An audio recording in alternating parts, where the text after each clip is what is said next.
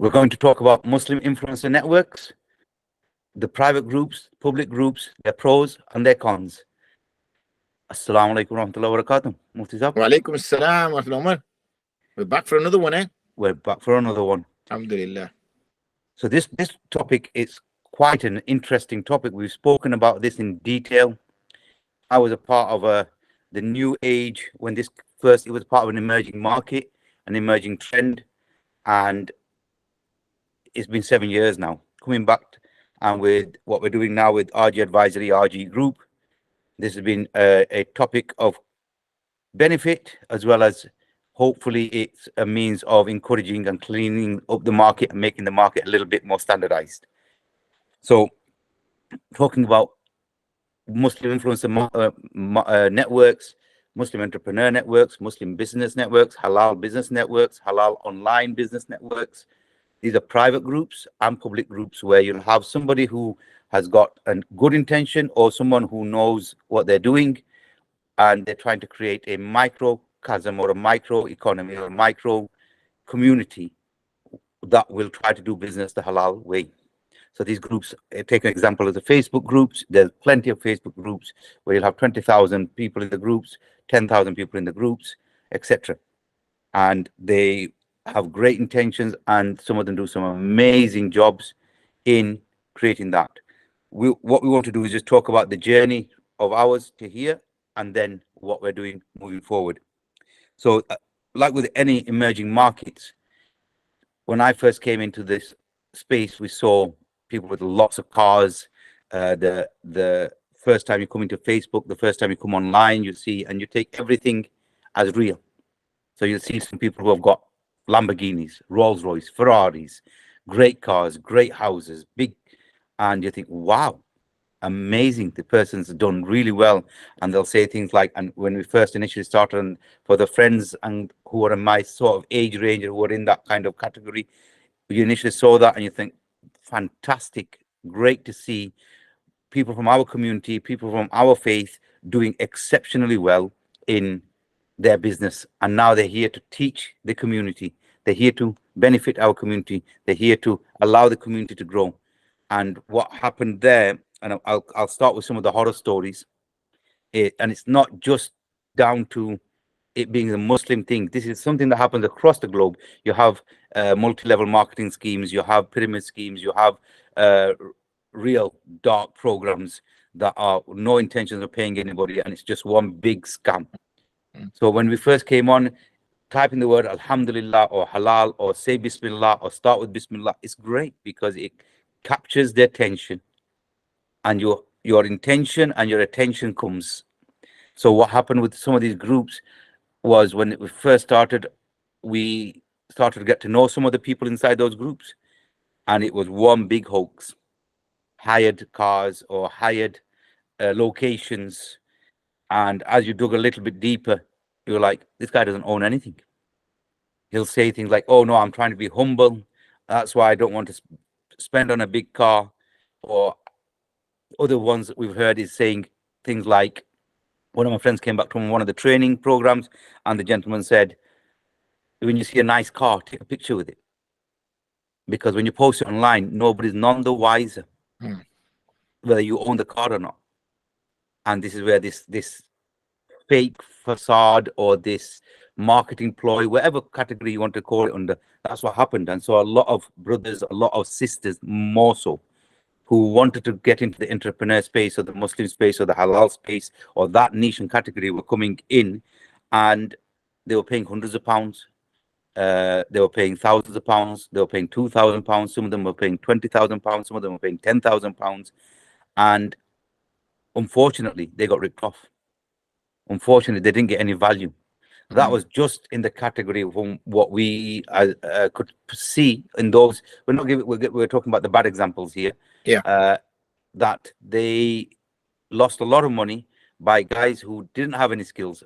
Example, one, I got a call from a youngster, he's about 21 years old, full of energy, full of beans. And he said to me, and he was part of this particular person's course, this Facebook group, private Facebook group. And the person who was paying, I think, £250 at the time, I'll train you to do X to make X, or I'll show you how to do certain marketing strategies or certain Facebook groups or Facebook ads or Google ads or training in whatever it is. And this youngster called me, he was about 21 years old, and he was called me, and that time I was completely new to this field, so I was trying to understand it, coming from government side or coming from education side, etc. It was fascinating. And he was telling me how he's a coach, he's an expert, and and I thought, how old are you, my friend? And he said, 21. I said, how long have you been doing this for? He says, he's on day one. But his coach had told him, and this is the Halal program, his coach had told him that you now that you're on my course, all you need to do is go out there, tell people you're an expert, tell people that you're going to help them with their marketing, and charge them £250. And so this youngster has come straight into the field, and I couldn't believe it, day one, and he's trying to close deals, trying to close £250. And so you know, when you have nothing beyond that substance, if you did get better at your marketing ploy, then you could beguile somebody, or beguile a sister at home, or beguile somebody who's a little bit desperate to pay for your course. And once they come into that course, you know, it's a one-off fee, or you lost a lot of money. So those are some of the nightmares, what we saw in those categories. And again, I'm just using this just as an explainer so that we can move on to the next point. Is we started to look into it, a few friends, a bit more mature than some of the youngsters that were doing that particular, and start talking to them. And inside these Facebook groups and stuff, especially when they're private, if you send a message, the admins have to approve it. So what happens, and I've seen that across not just the halal, but we're talking about the halal market here, is a strategy. And I want the audience who are not as astute or who are not looking into things like this. You put a comment forward. If you are a good businessman, or if you are a quote unquote potentially a threat to the admin team who have set up this group with 20,000 people that they're fishing from, then they won't let you post it. So you'll post something you think that's completely wrong, and you try to comment against it, they'll delete your comment, or they'll start cutting you out of the group. So those people that are inside that group, they have no clue that there are people inside that group that are trying to warn them. It's like you're trying to be loud, but your voice cannot be heard. So you're inside the group. The only thing you can do is either stay in the group and tolerate, or you just leave the group. So those are the things those are the kind of strategies that unfortunately a lot of the youngsters that come into these groups that are not in business, or not even youngsters, people who are not experienced, fall prey to that. I've just come back after all these years in Facebook. I will join this affiliate program group, and it's got about 20,000 followers, 2 or 3 people who are the key top contributors in the group, and you know that they're all in it together. You post something, they don't let you post up. Admin has denied your against terms or T's and C's, or against policies or group rules, but you're not gone against group rules. You could message the admins and say, look, why have you not put this post up, or what are the reasons? They don't need to answer. So you get to see, again, it's another one of those closed doors where it's lock people in, manage it, control it, and take advantage of it. And you're seeing that with a lot of the ads that you see, and it's just Facebook ads, just using Facebook. There's other in Google, Instagram, etc. But we're just using Facebook as an example. And so they run Facebook ads quite cheap because it's targeted to small audiences, and they pull people in. And these ads get spread on Instagram, and you see the challenge there. The point we're here on this discussion is, how can these groups be a tool to achieve great things, because you've got a cohort of 20,000 Muslims, or 10,000 Muslims, or 2,000 Muslims who are all got good intentions. And the second question after that would be that, how do we make it better so that scholars, and it is purely halal, and there is a pure framework? Over to yourself. Yeah, so good bit of backdrop. As you know yourself, I've had some experience in this kind of group structure and focusing on a particular niche product. I was asked the question, numerous documentaries were done on a particular area that I worked on, in which I sort of was somewhat one who kind of called it out very early on. And the question I was asked is that, why is it spread so quickly in the Muslim community, and why were the Muslim community targeted? He used those words, the interviewer. because what that particular group had done is they went out of their way to get halal certification. And the organization was not a Muslim organization. It was not a Islamic organization. It was actually a European organization. And what they'd done is they'd approached a outfit that I'd never heard of, and they got certification to say that this thing is halal. So when I was asked this question, and I said, well, the thing is what works with in our communities is loyalty. We still have a community structure. So, and we tend to spread word by mouth very quickly. So some of the groups you just mentioned, you'll be surprised how quickly they form. So for instance, let's just say I'm exposed to something. Then I will quickly let my brother know, my uncle know, my auntie know, my whatever. And I will literally, you gave this, the kind of cold calling sales pitch the guy gave to you. And I will literally be banging on about this thing, literally day and night, until I got these people to sign up to it. And they wouldn't have a foggiest. The one thing they would ask is it halal? That's the one thing they would ask. The first thing they'd ask, even if it's your chacha who, is never, doesn't know anything about business. He's probably just, he might even be an immigrant. And he doesn't know anything, but this young man is telling him, his nephew or his grandson or whatever, that look, that there's this thing, we can make some good money. It just needs a £500 investment. It could be £1,000 by the end of next year. So the first thing they used to ask is it halal? As soon as you go over that hurdle, is it halal? Unfortunately, our community tended not to ask any more questions after that point. How is it that £500 is going to turn into £1,000 in a month? What are you doing? How can that happen? There's no further questioning. That was the only question. So that company that did that pitch and got a halal certification, that's why I did it. And it went very quickly. And I spoke to, in fact, the reason I got involved in that was I had several community members reaching out to me saying, please do something about this because this cannot be halal. I've lost £20,000. I've lost £10,000. That person is not picking my call up now. And because it's family, it's even kind of more awkward because you now have to break a blood tie because it's my nephew. It's my sister. It's my brother. What do I do now? Do I break this blood tie? They've just done me out £10,000. And eventually, how family is, we just kind of shrug our shoulders and think, it's family. It is what it is. Let bygones be bygones.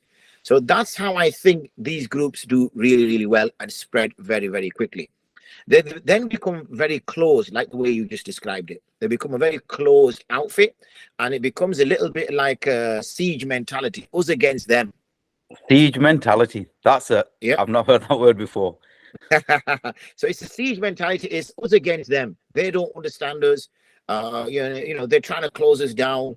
They're seeing us as the new best thing, and it's hurting them, and philosophy like that, and it becomes kind of like, yeah, it must be true, that's happening, and you just start to want to believe. It's the kind of old gambler syndrome, isn't it? When you've lost 500 quid gambling, then you think, okay, my luck's surely going to change sooner or later.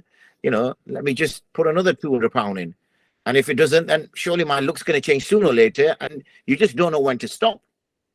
And similarly, the chap, again, going back to that story you narrated, is the chap who is the introducer is usually somebody who's unfortunately already committed now because he got kind of hooked early on and he's already spent £250 or £1,000.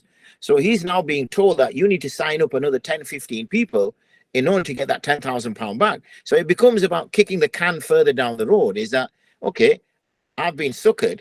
I need to now fool another 10 people in order to get my money back. So then it becomes a personal thing that I've got to get my money back, And the only way this guy who's above me is telling me I'm going to get my money back is if I sign 10 people. If I sign 10 people up, I'm going to get my money back. So it becomes fulfilling in the sense that it just carries on like this and it carries on like this. And that's why this halal comes. Muslim, we tend to herd under that label. You'll find, for example, lawyers will come together under Muslim lawyers. You'll even find doctors come and, we like to come together under that phrase. It gives us some kind of community. It gives some kind of connection. And that goes back to this community thing, where that's why it spreads so quickly. So, my advice would be to people who are invited to any sort of group or any sort of organization or anything of that nature, is to say, is this halal? And then not just accept what that person says, yeah, it is, and that's it, but to say, well, okay, who says it is? That's a good point. That halal? Who says it is? Because one of the things that we found, and my friends who are watching this will know what we're talking about. It was a small cohort, and it was new, and we're talking about excuses that are understandable because of naivety and youth.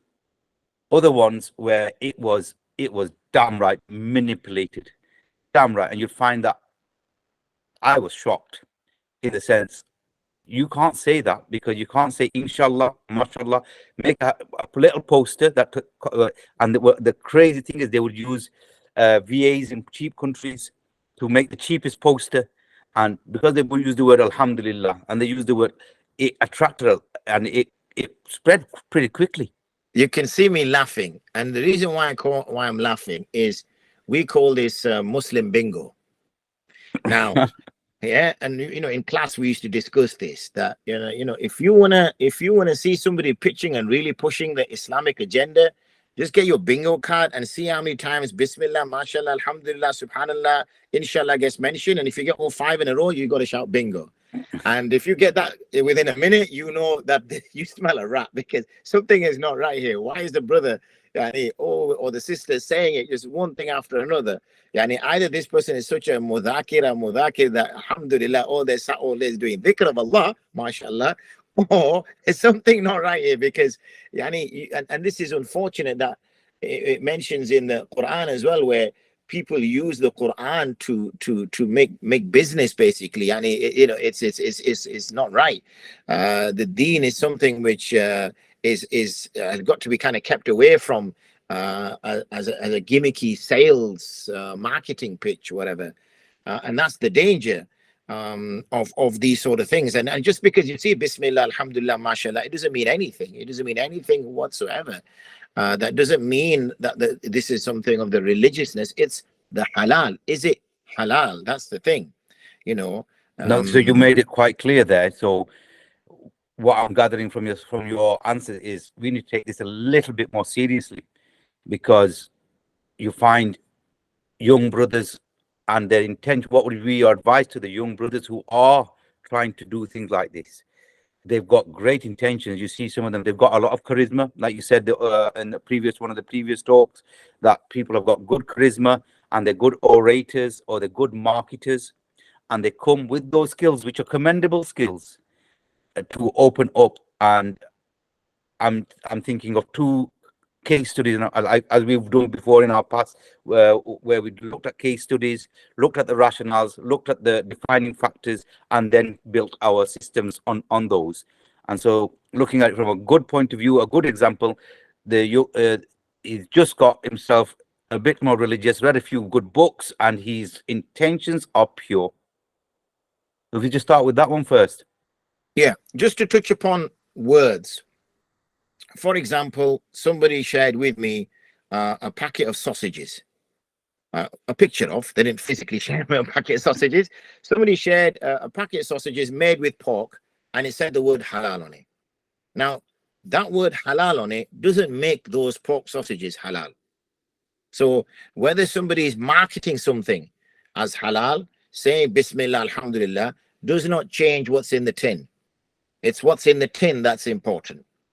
In terms of these young people who are, again, we've touched upon this in terms of where they fall. They fall into these kind of broad groups of well-intended or more sinister. The ones who are more sinister, I would say, they need to be very careful. Genuinely, I would say that to them. You need to be very, very careful, because if you're trying to make a mockery of deen, if you're trying to, dress something up with deeny cloth to make it pure, this cannot be, this is so degrading of someone's faith, that there's lots of warnings given with regards to that, and they need to tread very, very carefully, because it's very dangerous to do something of this nature, because it can come under ridiculing the deen, and ridiculing the deen can take a person close to kufr. So it's something that has to be taken very, very seriously, that I need to be very careful what I'm saying before I get attributed with this particular task.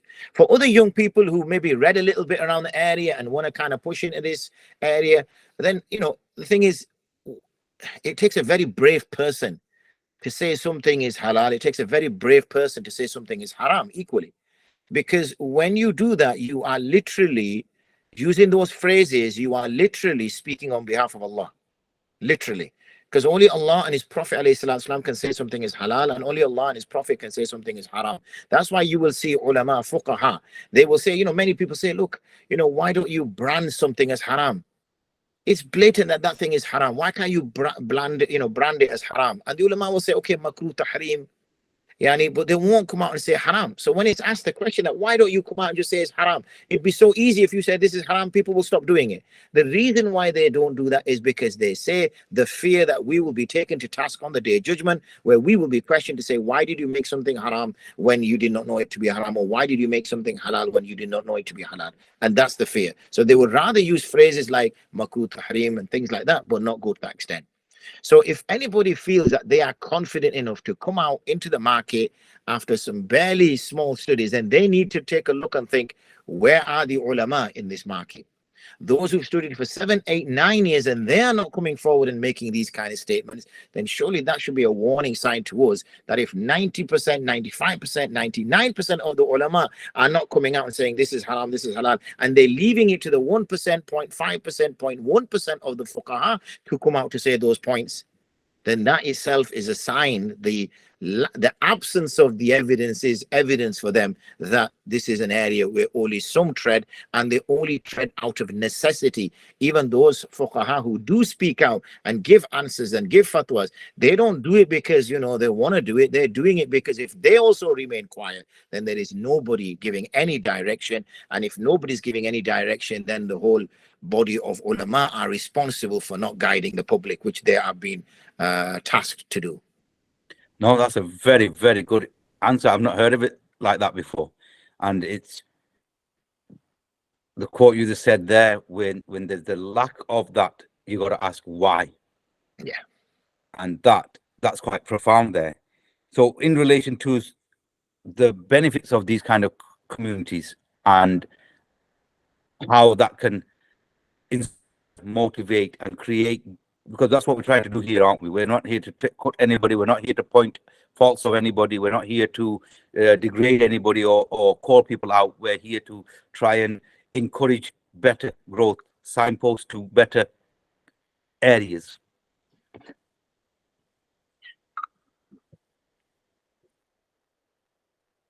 Can you hear me?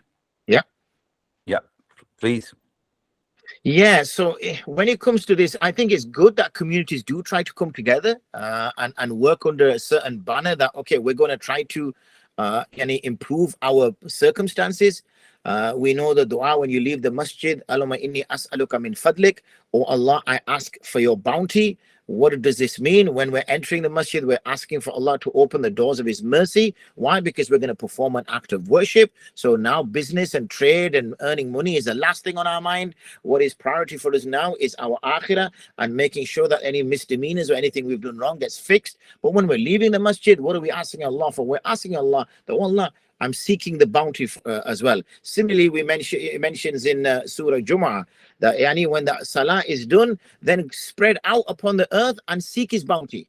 But don't forget Allah. Remember Allah abundantly. So we are encouraged to seek our rizq. We're not told to be placid about it. We're not told to just sit back and just do dhikr in a corner and expect a bird to fall out the sky, then its feathers to come off, and then for it to get cooked, and then for it to land in our lap and we eat, and then that's not how the world goes round. The world goes around that you have to get up, you have to go find that bird, you have to hunt that bird, you have to learn how to hunt, you have to wait in the grass, wait for that bird to arrive. You then have to fire the arrow, and then you might miss, and you have to fire it again, then you have to go eat, cook it. There is a process that Allah subhanahu wa ta'ala has given. So we are told to go seek our bounty, go seek our. So if there's ways we can do that in a safe space, and we can encourage ourselves, and we can encourage one another, and encourage to do good practice, halal practice, fair business, honesty, then this is a good thing. Absolutely it is. But if we're going to use those platforms, if we're going to use those groups to take advantage of people who may not be sort of as clued on business as we think, and they're just going by trust, and we're using the bingo Islamic words to build up trust, that hold on, this person doesn't know me, but if I say mashallah, alhamdulillah, they might connect with me because they know that people who use those phrases are trustable people. Maulana Saab uses that in the masjid, Mufti Saab uses it, Sheikh Saab uses it. So you know what, I'm going to use these words, and therefore this person is going to build a trust, not with me as a person, but by the words I'm using. Then this is manipulation. This is very dangerous, as I mentioned earlier. So yeah, generally speaking, useful platforms, useful groups, but with those principles that I just spoke of in mind. No, thank you very much, Mufti Saab, because as we've spoken with the RG group and the RG advisory and the dashboard, we spent a long time, and you yourself have gone through every single sentence, every single full stop, and I feel privileged and honored that I've witnessed somebody like yourself who has gone through every sentence, every full stop, every image, and you've put in a system, and this is the first time I've seen anything like it. Alhamdulillah. And to everybody else, if you've got any questions, if you found this topic quite interesting and you've got any questions, or you've got any comments, or you've got some ideas, please put it in the comment section below, and like, share, follow, standard as usual. And for any more information, advice, please go to rgadvisory.co.uk, and then you can get hold of Mufti Saab as well there. Thank you very much.